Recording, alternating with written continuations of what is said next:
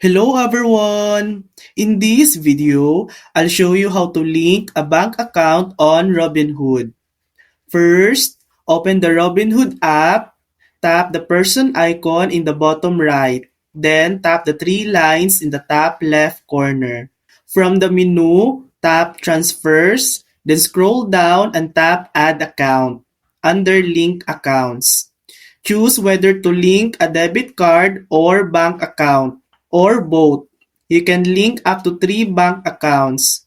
Linking a debit card allow instant transfer up to $5,000, while bank accounts allow instant deposits up to $1,000.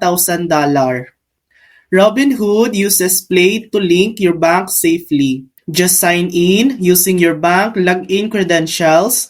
No need to enter routing or account numbers manually. Choose the account you want to link and you're all set.